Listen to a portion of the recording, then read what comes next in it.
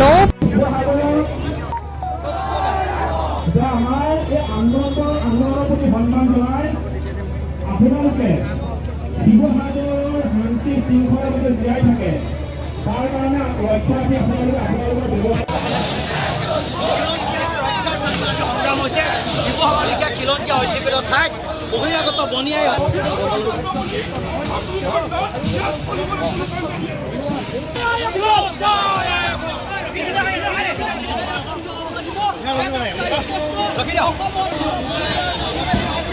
ৰখি দিব দেই ৰখাই দিব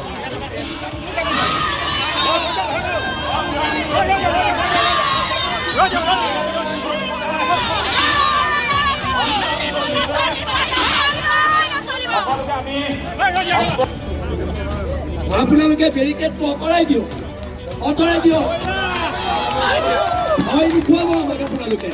গণতান্ত্ৰিক প্ৰতিবাদ হৈছে গণতান্ত্ৰিক প্ৰতিবাদত আপোনালোকে শ্ৰদ্ধা জনাব লাগিব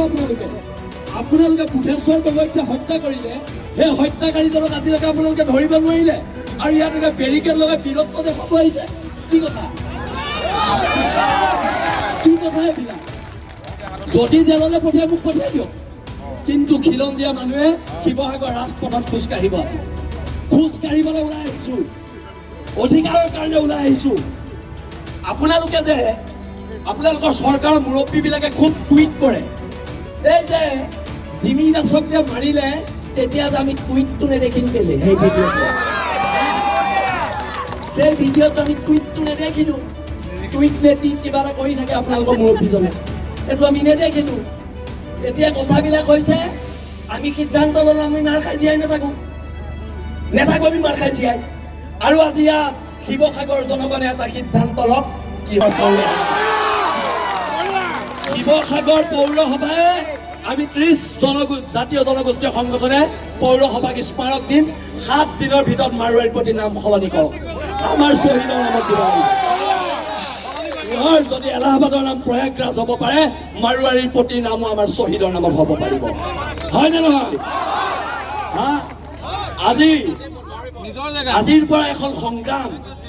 এই সংগ্ৰামখন আঁঠু কাঢ়ি কাণত ধৰি জীয়াই থকাৰ সংগ্ৰাম নহয় সেইকাৰণে আমি কওঁ হ'ব পাৰোঁ আমি দুখীয়া আমি তহঁতৰ গোলাম নহয় আঁঠু কাঢ়ি অধিকাৰ খোজা আমাৰ নিয়ম নহয় আৰু নিয়ম নহয় শৌৰ্য বীৰ্যৰে মহিয়ান জাতি তৰিলে দেশ মৰিলে স্বৰ্গ আকৌ কৈ দিছোঁ অসম পুলিচক তৰিলে দেশ মৰিলে স্বৰ্গ এইবিলাক আৰু নহ'ব বহুত হ'ল গুণ্ডামি হ'ল 17 চনৰ পৰা মাৰ খাই আহিছোঁ 17 চনৰ পৰা আমাৰ মানুহ মাৰি আহিছে আৰু 17 চনৰ পৰা এইবাৰ আমি নোলোৱাহেঁতেন আজিও এইকেইটা জেলত নাযায় আমি ৰাজপথত নোহোৱাহেঁতেন শিৱসাগৰ থানাত OC টেবুলত বহি লাল চাহ চিংৰা খাই জামিন দি দিলেহেঁতেন হয় নে নহয় ফেচবুক লাইভ কৰি জাতীয় সংগঠনৰ ল'ৰা এটাক মাৰিলে